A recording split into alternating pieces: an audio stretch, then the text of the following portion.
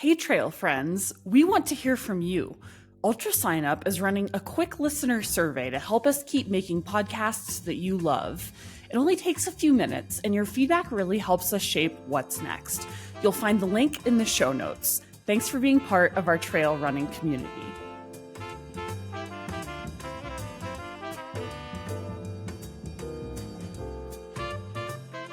Welcome to The Buzz. We're going to have some fun, hear things you'll never hear anywhere else, and learn how to take 1 hour off your marathon PR. That may be an exaggeration, but I am Buzz Burrell, and we're going to have real conversations with the people who help define this amazing sport of running, which often feels like more than just a sport.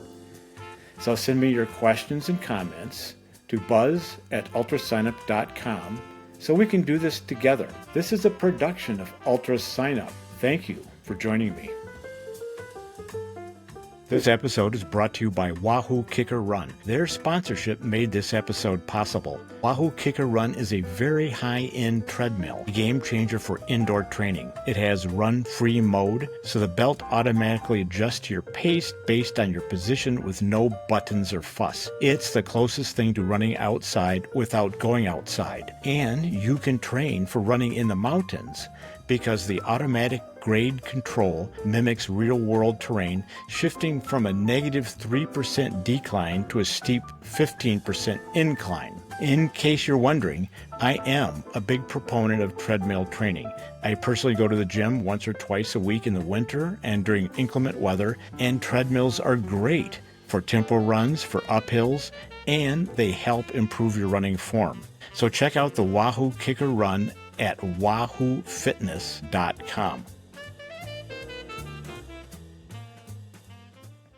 What's up with the sport of trail running? We are in a growth sport. Events are being live streamed. And so in today's episode, you'll get the insider scoop, not from one person, but with 4 experts from around the world.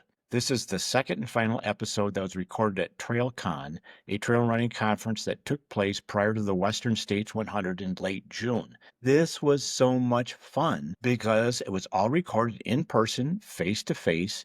So right now, imagine yourself in the sunny Sierra Nevada mountains talking with good friends. First, you will hear from David Callahan, the co-CEO of UltraSignup. UltraSignup is the main race registration platform, so David shares the data and perspective that no one else has. Next up will be Shane Ohly, who came all the way over here from the United Kingdom, who will describe the incredible races he directs over there, which are really different. I can vouch for this because just last September I did Shane's Dragon's Back race, which goes for 6 days across the entire country of Wales, starting and finishing in medieval castles. Then we're going to hear from Matt Walsh, also from across the pond, who analyzes media data for a living and might be the most insightful runner you have never heard of until now.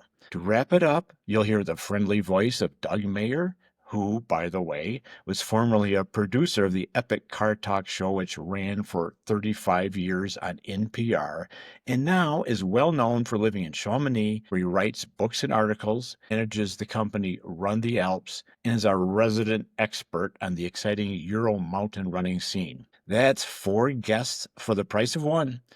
Here we go. Hi, Zoe. I just had to say hi. Hi, my name is Doug Mayer. I am, the founder of Run the Alps, a trail running tour company. I am also a writer.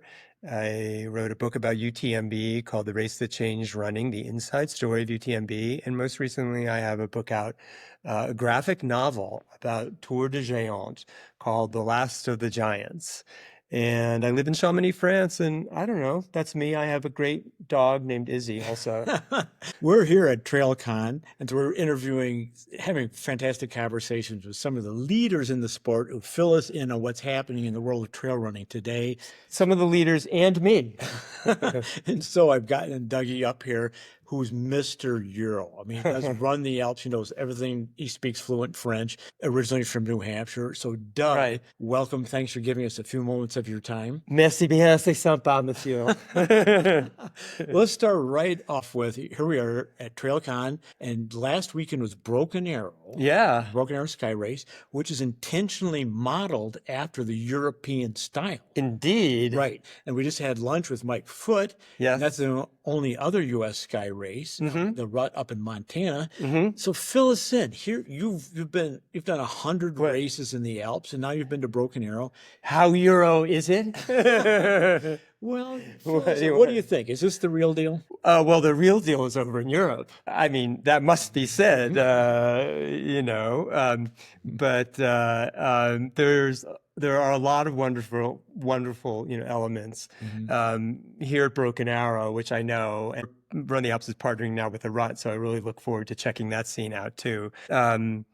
Yeah, Brendan and Ethan have done a really good job of importing some of the elements, and key among them, by my way of thinking, is to find some space where you can put on a big event where you get this great energy. There's a critical mass of people cheering out on the course and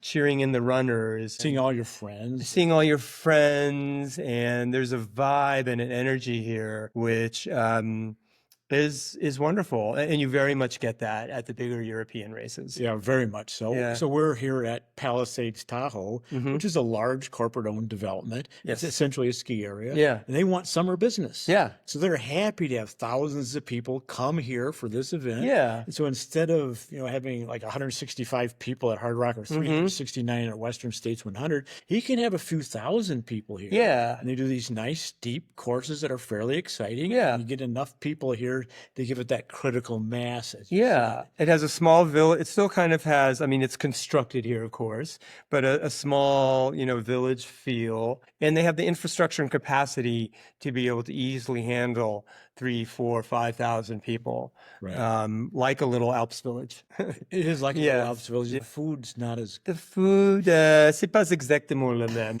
but hey, can't have it all. we can't have. Well, we can speak English. We can speak English. It's a lot easier. Understand. Yes, exactly. Excellent. Thank you for that comparison. I like the way they've tried to do that, bring a little bit of the Euro style here. Yeah. And it is fun. It's really exciting. Yeah. I do have to say there's one thing, maybe this is the little trip I'm on right now, which is that, so I live in Chamonix, as you know. I've lived there now 8 years. And by and large, the trail races that I do and my friends do and our Run the Alps crew do are a lot of little village races with 100 or 150 people. So one thing that I feel often gets missed is by the time you are talking about European trail running or trail racing in Tahoe, what comes through is UTMB, Sierra Zinal, Eiger Ultra, the other really big races.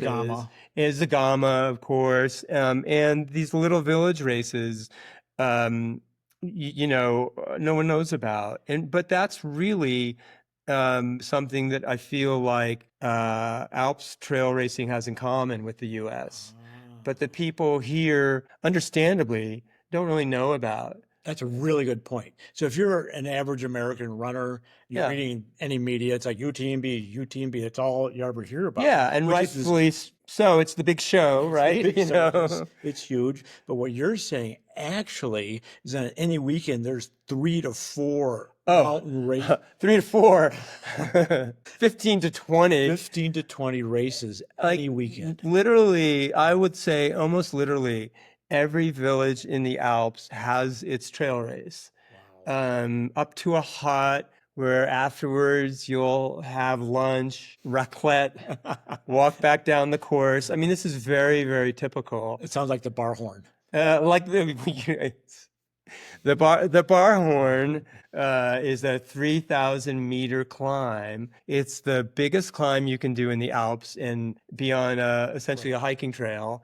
And you can do it in under 15K. So it's a triple vertical kilometer. Leave it to Buzz to know about the Barhorn. Right. Yeah. Right. Yeah. I like it. Thanks for that clarification, though. Yeah. We do get that distorted feeling. Because Totally. UTMB kind of sucks the wind out of the. Well, but there's a whole lot of. It works in both directions too. In France, all of my French friends are like Western, hard rock. They know Francois Den has won hard rock and set a course record, and Kilian. So, there's a certain amount of filtering that goes on, and if you know what the world is really like over there, I would encourage folks. This is a terribly shameless plug, but I'll mention it because I think it's the best resource out there. On the Run the Alps site, we have a little sort of public service thing called the Race Finder, which I've used it. Yeah, and so we keep updated all of the trail races in the Alps. I think there are 300 or 400 races there now, and you can see and read about these tiny little races. Which, I mean, I'm a generalist. I love it all. I'm not a zero-sum kind of person. I don't believe that one thing detracts from another. So I love the spectacle that is UTMB or Sierre-Zinal. And I love these little races where someone will say, mais vous êtes américain. Comment est-ce que tu as trouvé cette course? Like how did you find out about this? We haven't What are you seen doing an here? American here running. It's all wonderful. Right. Great. Excellent. A spectrum, but it goes both ways. Totally. People Yeah. in Europe, they've heard of the States, they've heard of hard rock because of Callahan and Francois. Yeah. And speaking of which, this is very interesting. Yeah. You're pacing.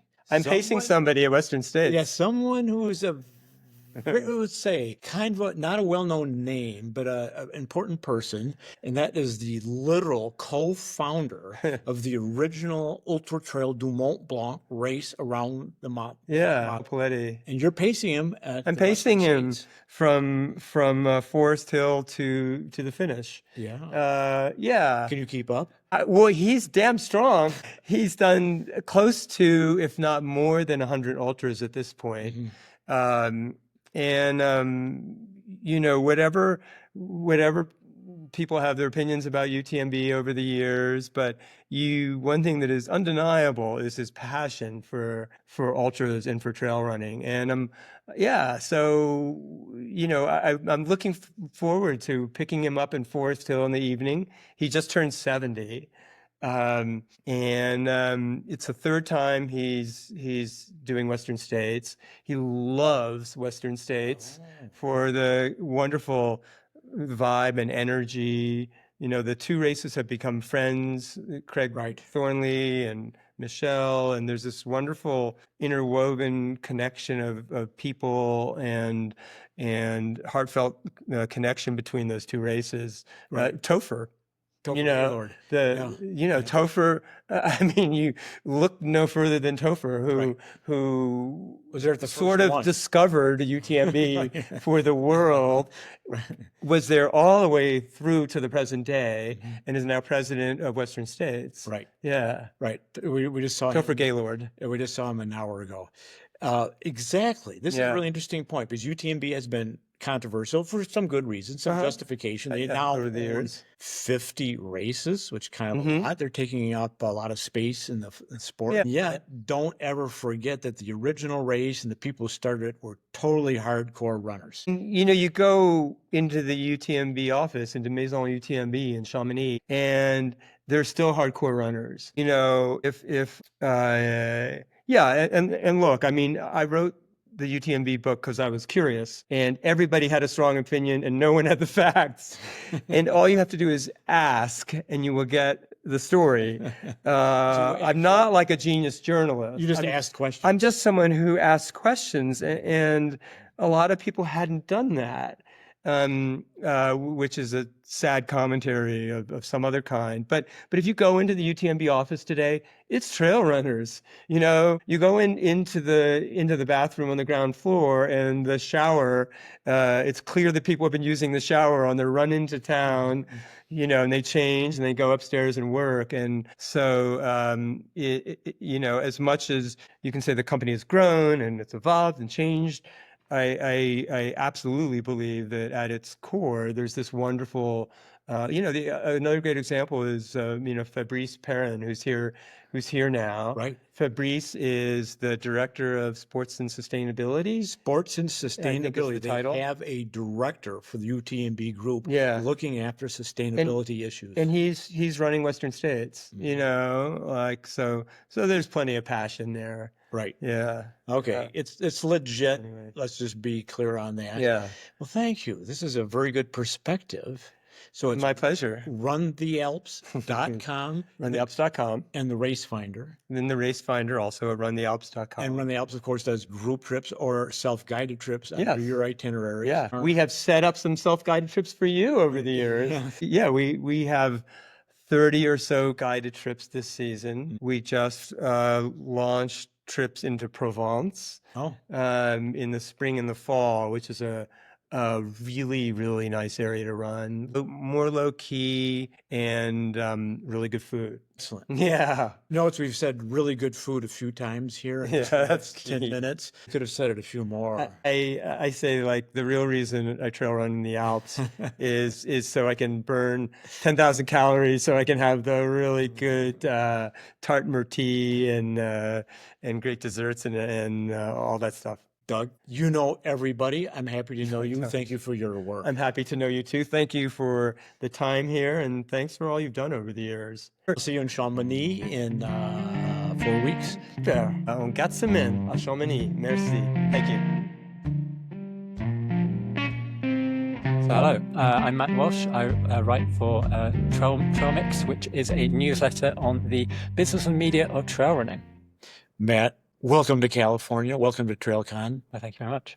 Now, you came from England for one day One day. just to be here, Yep. just to talk to me. No, not just that. Oh. But yeah. It was a pleasure to meet you and talk to you, of course, Buzz. Well, thank you. Thank you for that little joke. But obviously, you're super busy here. TrailMix, this is on Substack. Yes, yeah. So people who are on Substack can find you. And Matt does a lot of data analysis. He works professionally in media. So a lot of PR going on. But Matt gives you the straight scoop. So thank you for adding that to the conversation. So here you are from England in California. What are you seeing? I mean, what's your perspective coming from across the pond? What can you tell us that we're not seeing about ourselves? I think what was really interesting coming here is, so when we kind of talk about trail running as a broad sport, of course, we talk about ultra running, we talk about kind of short distance, we talk about, for instance, the UK fell running as well. There are so many different angles and perspectives you can take, but when the US, we focus so much on the ultra side of things. We're so ultra oriented. Yes. In America, bigger is better. Of course, yeah, 100 mile is so much better than a 12 mile, right? Cars, houses, Yes. trail races. That's another big thing that I noticed. The cars. My gosh, trying to hire a car and like drive a truck, that's not going to happen to you. No way. Well, pardon me. I was just there last September. Yeah. Those country lanes are like Mm. 3 meters wide. It's like 10 feet wide. Your side view mirrors are getting clipped off. Yeah. So it's the opposite. They are the width of your trucks. That's why you can't have them in the UK. Yes. But going back to kind of the trail running point, yes, there's difference in terms of perspective, in terms of preferences, in terms of audience understanding and what they're interested in. But what I was kind of here today to talk about was the Golden Trail series and the new kind of deal with Warner Brothers Discovery, whereby now we have short distance trail running on TV. We have a global sport, globally televised sport now that we're talking about, and it's something that we've had like the odd race on TV in the history, but now we have a contract that's there for long term. We have aspirations potentially going into the Olympics in 2032. There's a whole goal between Salomon and Warner Brothers Discovery to do that. So we're kind of moving to this place now where trail running, whilst it has all these individual areas and short distance, long distance, so on and so forth, where we're going to be reaching a much broader audience. And so the question then goes is what becomes the most popular thing? Is it going to be the short distance or the long distance? Right. Just to clarify, so Matt just noted that GTS Golden Trail Series has signed a deal with Warner Brothers Discovery, which is big. Yeah. This is not good old Brian and Megan Hicks, posting like so-and-so just came through Aid Station 80. This is going to be nationally broadcast. That's a whole other level. That could segue to Olympics. But at the same time, people are still doing their little thing. We have athletes, professional athletes who now are becoming content creators themselves because they're being asked to in a way by their brands, are they not? Well, it's an interesting thing. And so I was spoken to quite a few athletes about this. And that was kind of the perspective I came in. I was like, okay, is it because they're being told they need to create content? And it's because their brands want to make sure they have greater exposure and you tell this tale of the athlete in a more deep and rich way. But what's really interesting talking to a load of athletes about this, like Caleb Olson, for instance, they kind of go, no, it wasn't the brand, it was themselves. They had this creative outlet. They wanted a place that they could actually talk about their training, talk about their experience, talking about how they've got to where they've got to, and they wanted to do it, and they're not very good with visuals, and so that writing was the way. And so this is where kind of the Substacks around kind of athletes have come from. Yes, of course, there is some aspect of brands telling them that they that they should be writing these things, but I've heard from more athletes saying that they're not being paid for this content, than they actually are actually just doing it. And that's interesting. Very interesting. So we're coming into Western states. This podcast will release after states has taken place, but it's taking place 5 days from now. And on the male side, we have some Spanish guy named Killian who just personifies it. He is a brand. Yeah, of course. I mean, he's giant. He has his own team. He's this marketing company who does this work. And then, unfortunately, Jim Walmsley is not running. He's the opposite. He's not even, he takes himself off of Strava. And then you have David Roach, who's really made a strong name for himself only in North America with his promotional activities. So there's a real mix here, isn't there? Completely, and a diversity of that. And I think what's interesting for our ecosystem is that diversity, is that you don't have to do all this media to become one of the best trail runners we have in terms of Jim Walmsley. But the media angle really adds an element where you can buy into a certain story of an athlete that might not be on the podium, but you can then learn about them. You can again learn their story, their history, and it allows you to kind of develop a fandom of the sport beyond just simply who is winning the races, but who actually is someone that you believe in, that's someone you can understand and you have kind of an empathy towards. I think that's what this kind of new era of kind of content creation from athletes is kind of bringing. It's kind of like your sport teams. Exactly. In English, football, or you also say soccer. Loyalties there are, of course, legendary. Massive brawls. Over. Yes. I don't think anyone's going to be fighting over who wins Western States. No. We hope not. But that's what you're talking about. Over the span of a few years, you start to identify with their pitfalls and their victories. Completely, yeah. And we think about it as in from where we've come from with our kind of media ecosystem. Typically, we've had a lot of podcasts, and there's always been content creators, and got like Dylan, of course, starting with Free Trail, and we've had those individual storytellers themselves telling stories of other people through interviews and so on and so forth. And now it's kind of flipping. It's the grassroots. It's from the actual individual athletes themselves that are telling the stories. They're driving it. Exactly. So what happens to a sport when the stories are told by the athletes themselves, but not the actual kind of, the intermediaries, the content creators, but also journalists. We, of course, don't have many journalists in the sport that allow us to have the kind of, the cut through, the analysis of our sport. And then we have, if I may, if that keeps going, the field gets a little big. It's a little hard to deal with. So you almost have to pick your team. Would that be a way to, so instead of following the sport, you're going to follow your team. Would that be a fair way to say it? Yeah, follow your athlete. Yeah, of course. Yeah. Interesting. And I think what would be interesting is how brands pick this up, because you talk about the team perspective. A lot of kind of sports dive into how can we build a fandom around a team, and individual personalities, of course, anyone can buy into. But is there a way for, say, the likes of Hoka to make sure that their team has a certain personality, something that you can buy into entirely? Wow. I know, yeah. And an identity. Yes, exactly. Yeah, it's something. It's a pipe dream, but I think it's something that we could potentially see in terms of when athletes turn up to races. Who are you there to see? You see to see the race or to see the teams. Interesting, Matt. That's very interesting. You started off by saying Warner Brothers Golden Trail Series. GTS was founded by Greg Fillet, used to be the marketing manager for Solomon. He kind of moved over into this, and he's pushing this hard. Of course, he pushes everything hard. And he did really well with Salmon Yes. by pushing very hard and to move them into many, many different races around the world. Mhm. Now, GTS is supposed to be spectator friendly. Yes. I mean, that was the point right Mhm. out of the gate. Mhm. And apparently he's been successful in that positioning. Would you say so? Completely, yes. Interesting, when I was speaking to him originally a few years ago, he had this phrase where he was saying, the athletes are the actors and the course is the stage. And so his whole perspective was, how can we tell the kind of the TV story of trail running? And how can we do a performance and put that on TV? And so they've built that over time to kind of, they've developed the flower format, if anyone knows this, whereby you have a central point and athletes run around certain kind of petal-like formats around that central point. The idea being is that allows you to have greater visibility for the cameras, allows you to have fans interaction in the center, and it allows you to kind of then have that kind of constant updates with the individual race itself, so you don't have to just follow the live stream itself.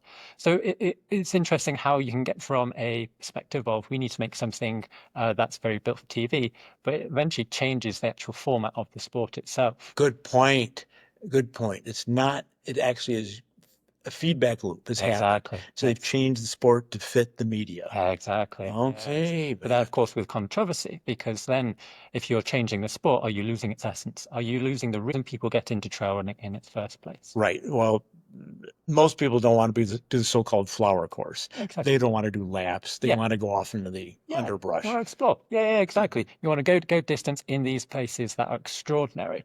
And so it's how they translate it might not be the flower format eventually, it might change into something else, but how can they translate short distance, 2 hours of racing into something that is ready for TV without impacting the kind of grassroots elements? How can they maintain that connection between what the sport is and what they want it to be? Excellent. And you also said, what's the distance going to be? That's how we started this conversation. Of course, here we are in the United States of America. Bigger is better. People are just 100 mile, 100 mile, 100 mile. Yeah. And it's kind of bizarre, really. Yeah. Megan Hicks, we were mentioning, I Run Far, co-creator with Brian Powell. And she told me, and a podcast episode's about to be released, that she doesn't think 100 miles is the distance. She thinks that physically people only have so many in them. And by the way, she's an excellent ultra runner herself. And in terms of going forward, as you're alluding to, do you really want to sit there and watch something for 24 hours? That's an interesting format. Exactly, yes. Like UTMB, they of course have always built out this kind of media spectacle around the races, especially in Mont Blanc. But there is the thing of it's 24 hours of watching. And I'm sure you can be the most dedicated fan, but you'll only watch 2 hours. Like fundamentally, you watch the start. If you hear of any like things happen in the middle, fantastic. Maybe you'll check in overnight, whereas where is the race happening? And then you'll check the end, and that's it. And so it's a much harder job to be able to, from a media perspective, tell that story, bring the fans in, build a whole fandom around 100 distance. Right. Because there's so much commitment you need. It's not like the 2 hour spectacle where you can schedule it into your day. You can go, right, okay, like you would any sport, like, right, this afternoon I'm going to watch trail running. You've got 2 hours, fantastic. Start, end. The end. Yeah, you're watching tennis, you're watching football, you're watching any other sport. Now you're watching trail running like any other sport. Yes, exactly. And it comes to this kind of point where you have, you want to make sure that you become a fan of the sport. But how do you become a fan of the sport? By consuming and understanding the races. You follow the athletes, you follow the races, you get the results. With 100 milers, it's a bit more complicated. It's like, yes, you can follow it, but you can't follow every single moment of every single action. Some people might be doing that. Oh, yeah, there are some out there, yes. But in terms of actually following it in terms of building out more than people from that core that we have, we've got such a strong core, but how can we build this out to a broader populace? How can we make this the 100-mile story much more palatable, let's say, for more people? How interesting, because I'm picking up on a couple of different things here. There's listeners going, what do you mean? I stay up all night watching who's going through aid station at mile 80. But then if you're a brand, you need more people. You don't really, you're going to talk the talk and you say, we all love you, but you want a little more people than the hardcore 100-mile ultra runners. Because that's always going to stay about always small. It's going to always stay that big. And so they're not going to say so, but they want this to be more palatable to more people so they can sell, pardon me, more shoes. Of course, yeah, and that's always going to be the case. But it's also the case for race directors, for instance. There's always going to be that call, yes, but they will eventually move on to another race. And so you want to make sure, how can I, as a race director, as a brand, make sure that I'm creating something that more people are interested in, that are fascinated by, but not just to the people that love trail running and will do it regardless, but people that are outside of the sport, but maybe the road runners that are like, how could I explore trail running in a kind of a way that's accessible to me? Matt, you are so smart. I appreciate your perspective a great deal. So Substack, TrailMix. Yes, that's where to find this guy. Thank you. And if you want to get the straight scoop on the media and how it's really playing out, he's the person to read. Thank you. Thanks, Matt. Yeah, I really appreciate this. Hey there, I'm David Callahan. I hold the title of co-CEO of UltraSignup. People ask why we have co-CEOs, and Jay and I joke that it's because neither of us really want to do it, but that's not completely true. In my role, I spend most of my time thinking about the sport. How can we keep the sport top of mind? How can we keep the sport moving forward in a healthy way? So that's the role that I serve as CEO, and I really enjoy it. Thanks, David. Thanks for being here. We are still at TrailCon in between Broken Arrow and Western States 100. And David with UltraSignup is now in a position, if I may say so, as being real part of the trail running community. UltraSignup has done a fantastic job. You're ground floor. You support the sport. You grow the sport. You're not just kind of peeling off the top of the cream. So thank you for what you've been doing. Oh, I appreciate that people recognize that. You know, we work very hard at trying to do what we can to support the growth of the sport, to support the legacy and the history of the sport, and to be a sort of central hub for the sport. We try and support race directors, runners, brands, media, photographers, all of that in a way that we feel like allows the sport to come together and hopefully find a path to keep moving forward. And podcasts. And some of the best podcasts in the biz.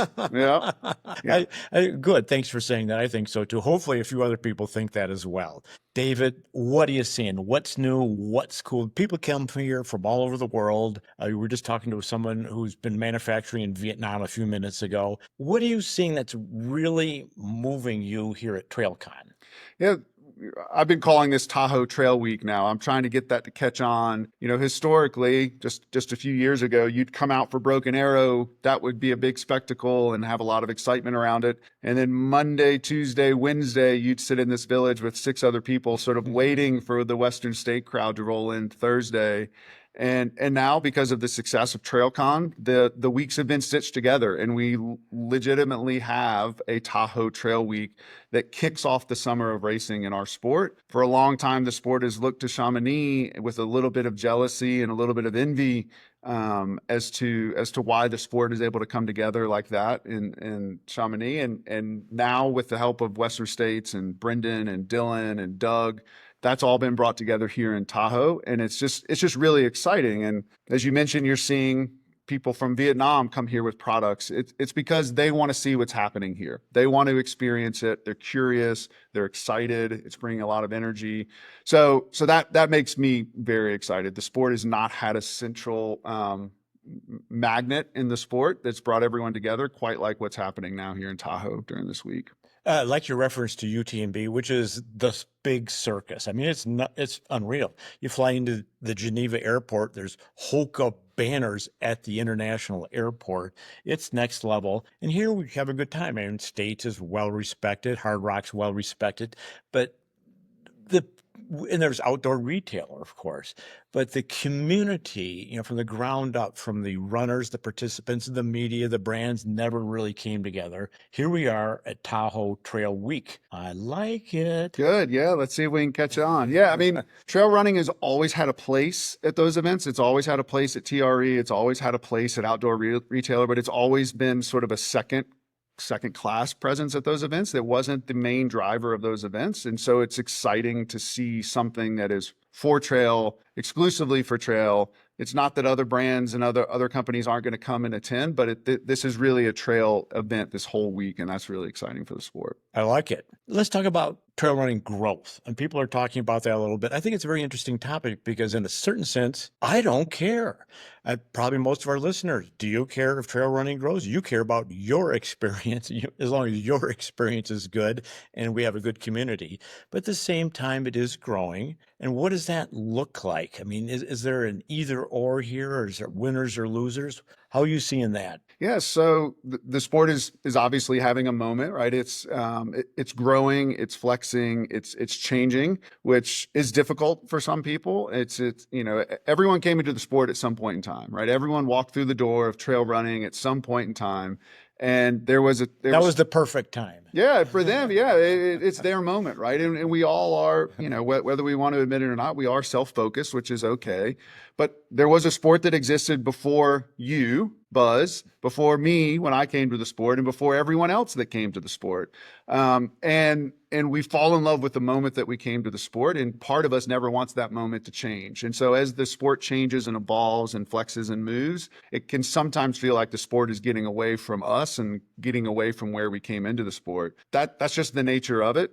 Human nature. It's human nature. And some people do a better job of adjusting to that and sort of going with the flow, and some people don't. And it's not to say that anyone's right or wrong, but what we do know is the sport is growing. It's growing rapidly since COVID. It's one of these experiences that once you experience trail for the first time, you want to bring other people with you so they can see it. They can experience the magic of trails.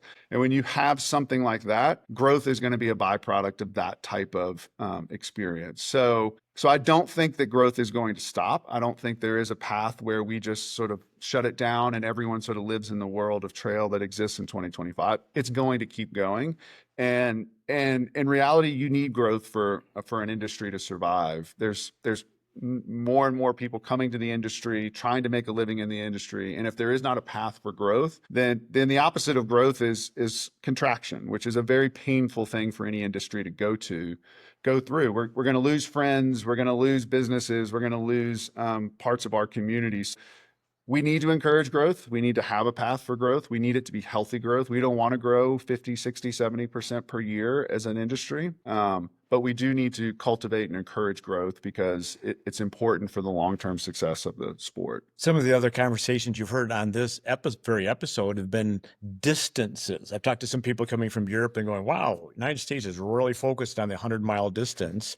It's really interesting. We invented it. And we're seeing some longer distances. We're also seeing Warner Discovery coming into the Golden Trail Series in the long distance. I will not use the term sub-ultra, by the way. That's a horrible oxymoron term. But so, the 20K, 30K, was a little fast and furious. And so how are you seeing that? Obviously, at UltraSignup, you're doing races of every distance. So what does that look like to you? Yeah, when you have growth of a sport like this, the normal entry point for most people is going to be in the sub-ultra distance range. It's going to be, the first entry point may be a 5K or a 10K or a half marathon. That's where most of the new entrants in the sport are going to slide in. Every once in a while, you have somebody that slots in right at the top, going for an ultra distance race right out of the gate, but that's not normal. So when we talk about the trends we see are that sub-ultra distance racing is growing faster than we're seeing the ultra space growing. And that is how it should be, right? Because you hear people talking a lot about the pie, right? That the pie is big enough for everyone and that the pie is growing. And there's, that's a helpful analogy, but the way that the sport is actually structured is more like a pyramid, right? You have a very solid, broad base of sub-ultra distance racing. And there's a lot of people that live in sub-ultra distance racing that never have any desire to go beyond that, which is totally fine. That's actually pretty normal. And, some people might actually say logical. And then you're going to have other people that want to aspire for more. And so you're going to have some people that are going to move up that pyramid into the ultra distance racing world. And then beyond that, what we've started calling the uber ultra world. So this is beyond the 100 miles. So you're getting into 200s, 240s, 250s, 300s, 400s. It's the dead cow gully race in Australia has been going since Friday, right? That's a backyard ultra. I think they're at 115 hours now. So the pyramid is getting broader at the base, and the pyramid is getting taller as athletes and race directors are pushing further and further than they've ever done before. And that's exciting. I think it creates a unique experience for people to come to trail. Road, you have 5K, 10K, half marathon, largely.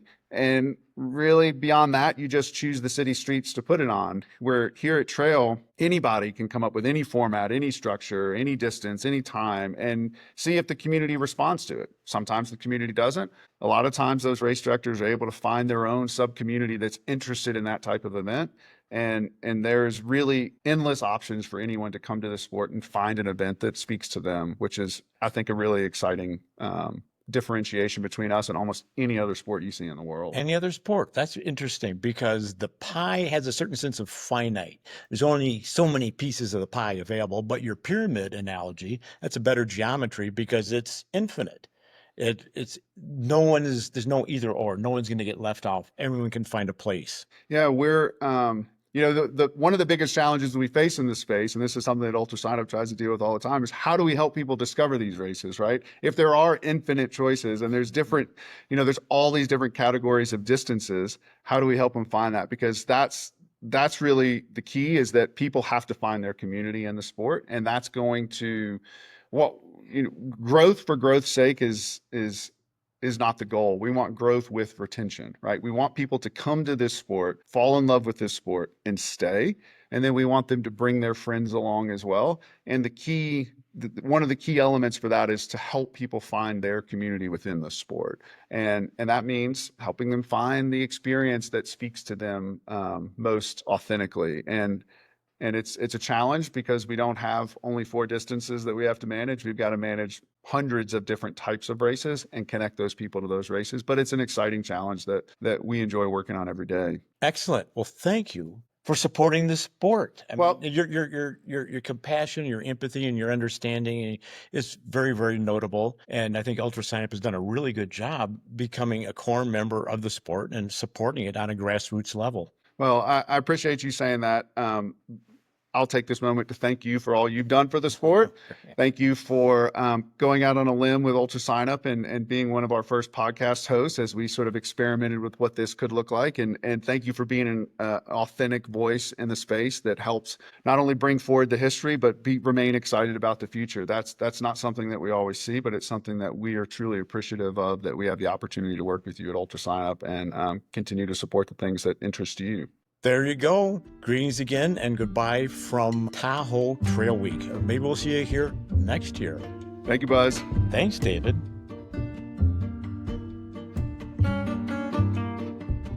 Okay, I'm Shane Ohly. I'm a race organiser from the United Kingdom. I organise generally pretty hard races in England, Scotland and Wales.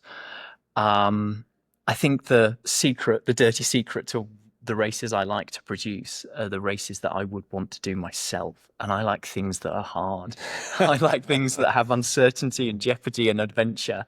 And I've got some great races in the UK that kind of tick those boxes. You certainly do. We're here, of course, at TrailCon in between Broken Arrow and Western States 100. So Shane came all the way over from the UK. Fantastic. What was those 3 words? To give those 3. Did I say adventure, jeopardy, uncertainty? Adventure, jeopardy, and uncertainty. And maybe your most famous one is called Dragon's Back. That's correct. Which I did in September. I will vouch for these terms.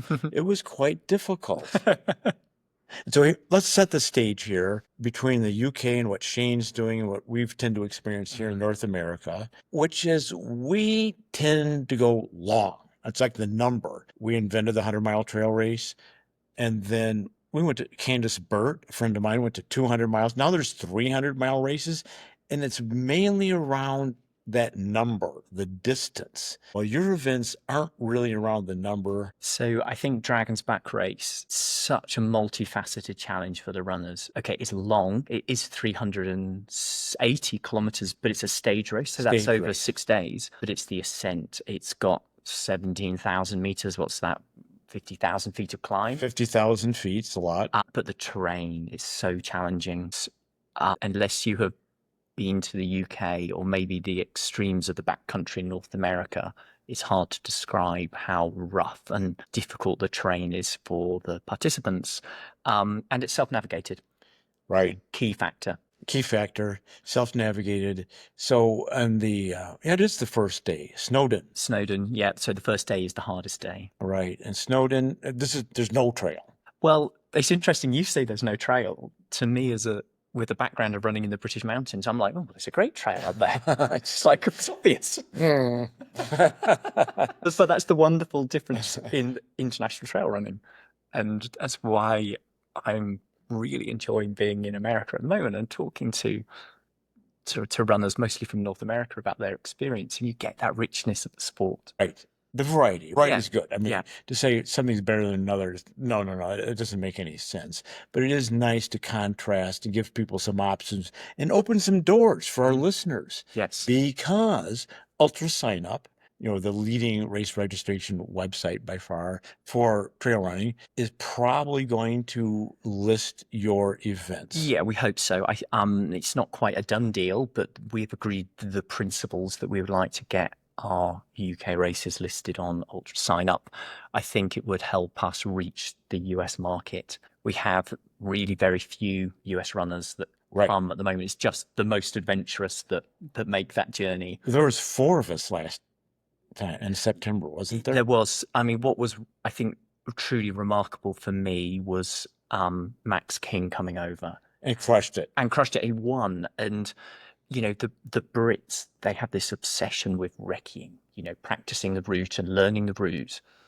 And Max turned up with no knowledge of the route, and he beat the winner from 2 years ago as well, who knows the route intimately. A guy called Simon Roberts, friend of mine. He's a very strong runner, but Max is another level, and he gave us a masterclass to do it, let's be honest. So folks, you too can go to an ARIA event in the UK and be successful if you're as good as Max is, but you're probably not.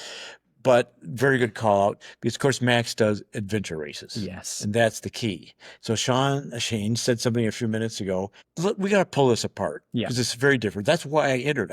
I have never done a stage race. I've never been interested in doing a stage race. It never looked like something I wanted to do. But yours are completely different style. It's self-navigation. You don't mark the course. Nope. That's completely different right there. People go out on 100 miles and they're putting up tape and glow sticks, every 10 meters for 100 miles. And if someone misses one, they get mad. No, that's not how it works here. You give them a map and a GPX file and they got to follow it. If they can't follow it, they're out. Yeah. I come from a background of very traditional apprenticeship in the mountains as a climber and as an orienteer, and those basic skills of being able to go from A to B are what I would consider standard. But that's not the case for most ultra runners who come to the mountains from a running background. So when they're faced with the challenge of self-navigating, it's a big deal. But that's part of the challenge and that's part of the adventure. I think that whilst if you are only going to use a map and a compass, it is incredibly challenging.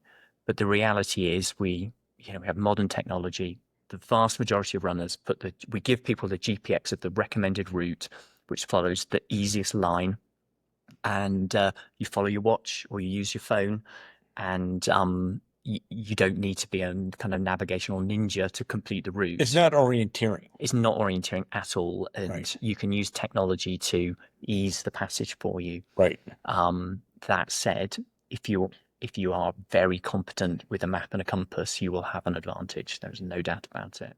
Over using your... Oh, yes. Interesting. Yes, so the map and compass, particularly in poor weather, is still far better than the GPX. Really? Because it shows you the terrain more closely, so you can pick the best line, or why? Well, you see a bigger picture with a map, but also just using the screen, a digital screen, when the weather is very poor and it's raining, becomes challenging in itself. I see. Yeah. I see. So one of my other hats, I'm a mountain rescue team member in the UK, and we see rescues for people who are relying on technology to navigate. And when the weather becomes very poor, the technology often fails. Good. I did not know that. Yeah. Because I just use digital myself for a Yeah. long time. I'm good with map and compass, but I said I don't feel like dealing with pieces of paper. Digital's great. It's great. And it 990 times out of 1,000, it sorts out the problems. Okay. But if you're truly expert with the map and compass, Okay. there's definitely an edge to be had there. Okay. All right. I like that. And the other aspect, which we definitely need to call out, is that you don't do aid stations. I was so attracted to this. So what they do, at least at Dragon's Back, the other events, they're similar. Each event is slightly different, but the Dragon's Back and Cape Wrath are the same principles. That's our other long race in Scotland. There's no bloody aid stations. I'm just going to put it that way. And so we have this ethic here that I've noticed ever since 100 Miles started, because I was around before there was Western States 100. And there was this aspect of we want to make sure as many people as possible can finish. There was a definite hand-holding aspect to it. Ken Klober, when he started Leadville Trail 100, he really said that. We want to see how many people we can get to the finish line. You're not quite saying that. I really like challenges that have aesthetic and kind of geographical purity. So something like Dragon's Back or Cape Wrath or some of our other races, the runner needs to go from A to B. The challenge is the terrain. There's no gimmicks. There's nothing silly. You just need to be able to go from A to B. And you need to be able, the general philosophy we take, the runner needs to look after themselves on the course. Actually, with the Dragon's Back, we do have a support point where you can access a drop bag, 1 per day. 1 per day. You get water at 2 points per day. But other than that, you are on your own and you need to look after yourself. Unless it's an emergency, then we'll come get you. Right. But, well, you're with mountain rescue, so no one's going to die out there, probably. We hope not.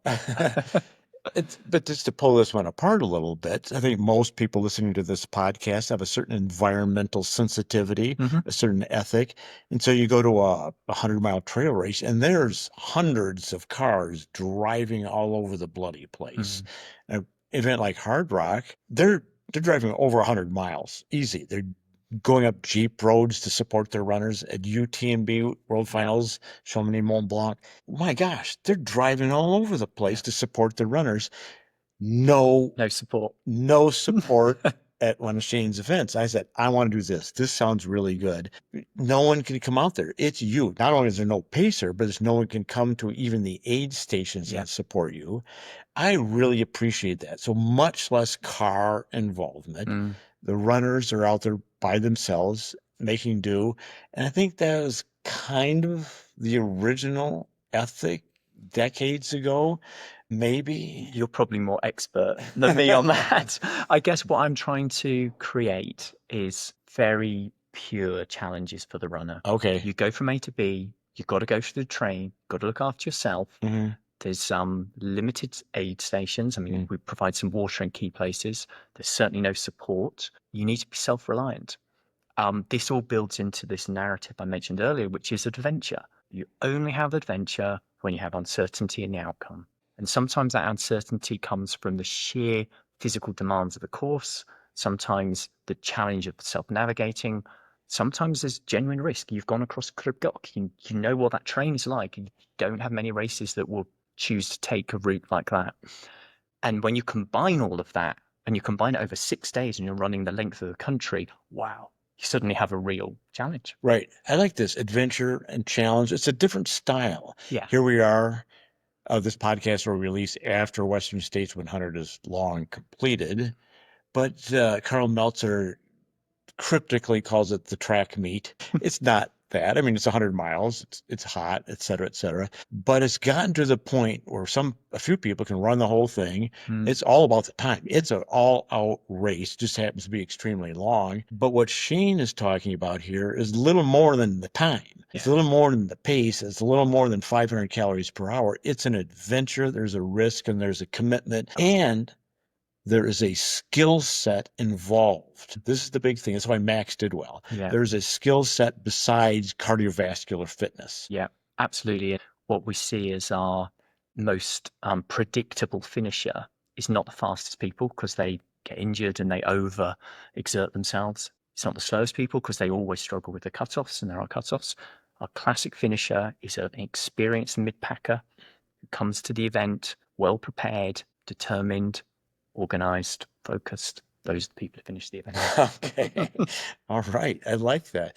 It's so interesting. Well, I hope it does come up on UltraSignup. Yeah, I hope so too. And so, listeners, you're getting a little taste of what AREA. Tell us what is AREA? What is AREA? So it's fun. AREA events. What is AREA? So when I created the business, I had to register a company to set up in business. I never thought AREA would be a thing, but it is. So the Areans in Greek mythology are the children of Gaia.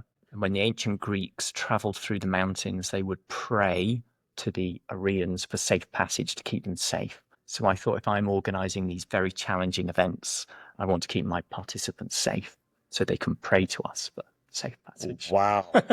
You're solid, Shane. You're just you're throwing down here. These are the events you have created, the events that you yourself would like to enter. Yeah, exactly. But you couldn't do it because they didn't exist, so you created them. Yeah. Wow. Well, if you identify with this gentleman here, UREA events, it's easy to find. Yeah.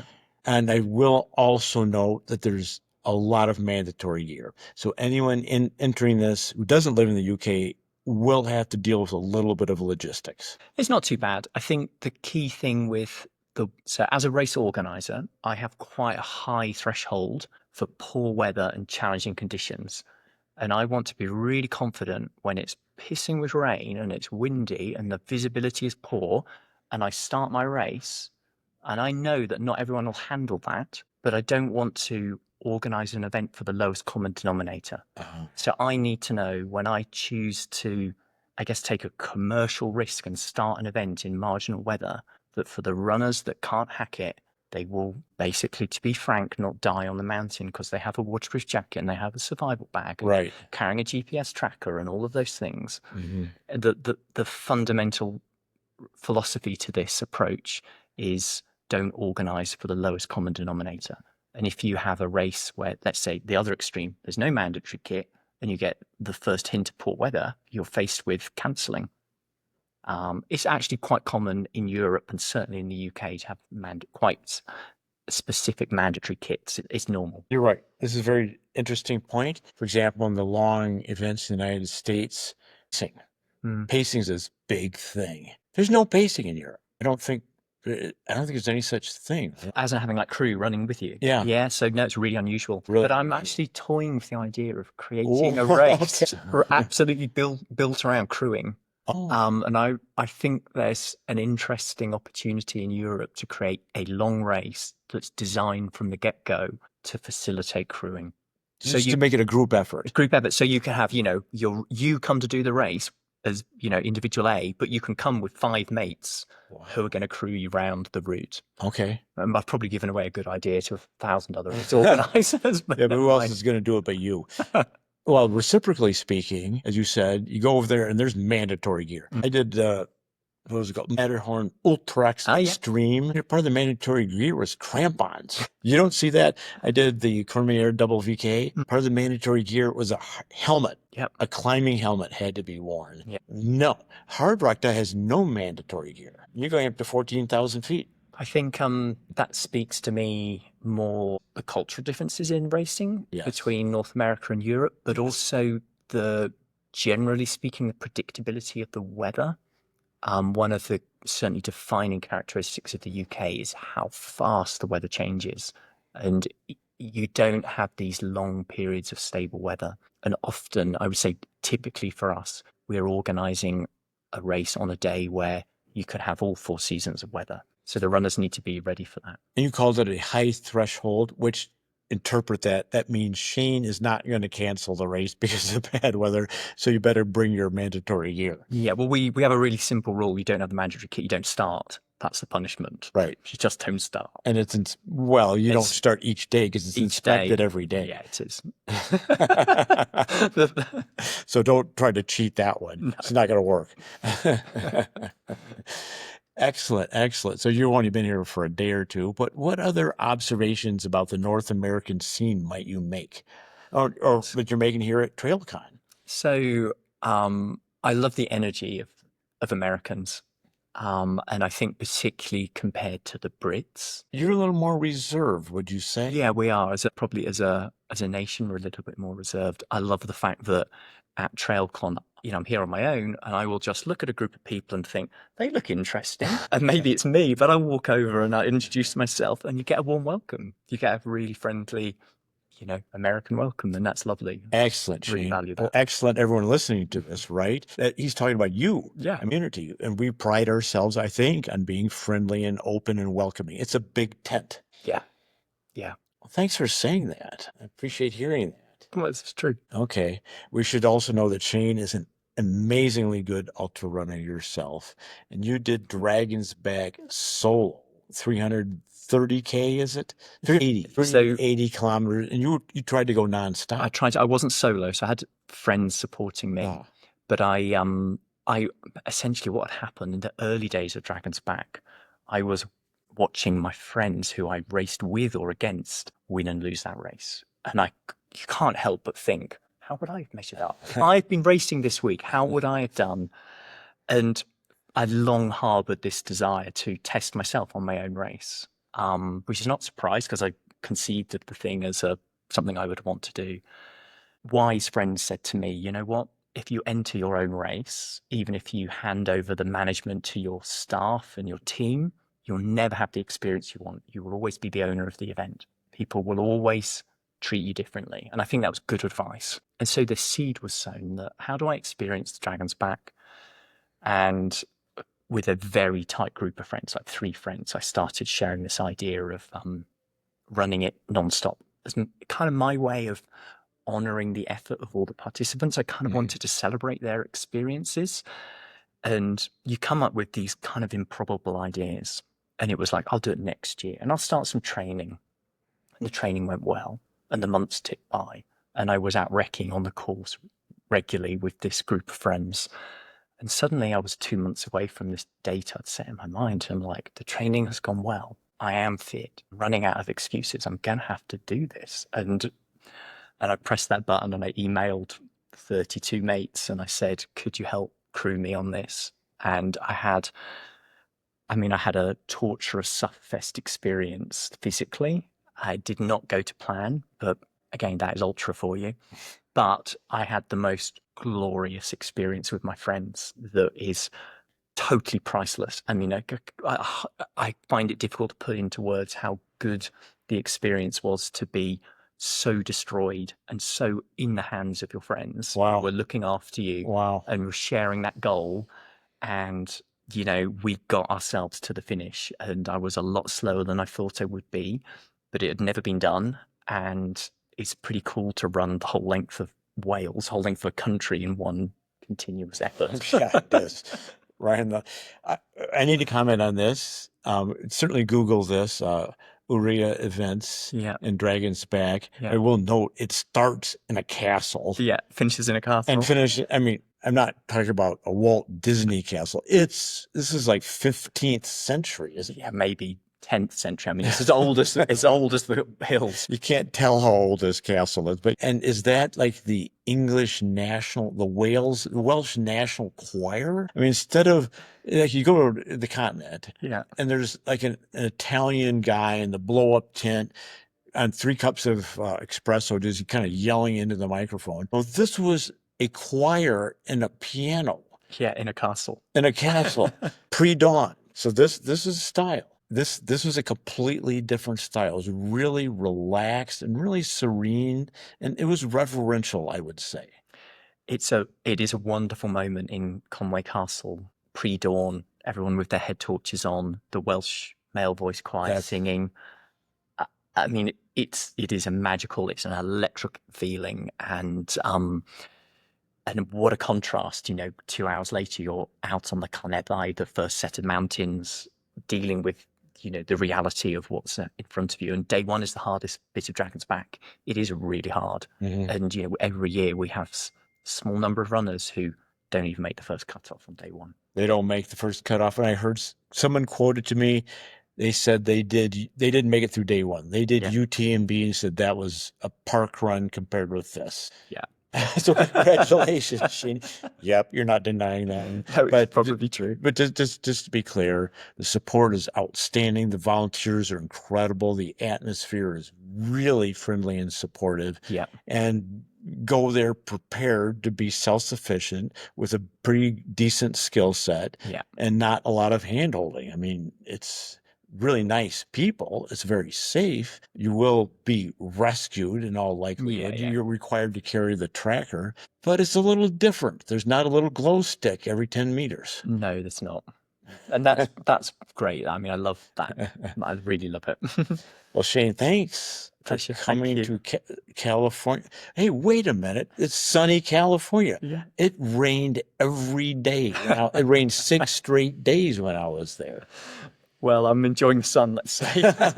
There's a reason Wales is green.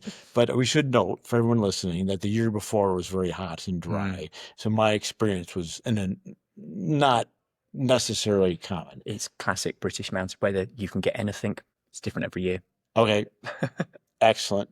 Shane, thank you for your time and thank you for putting on these terrific events. Well, that's very generous. Thank you for coming.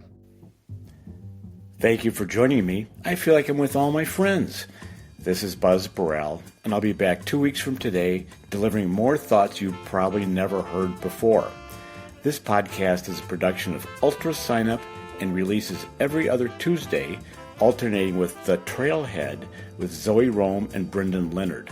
If you've enjoyed this, please subscribe and click that button that says 5 stars, because that helps other people find this.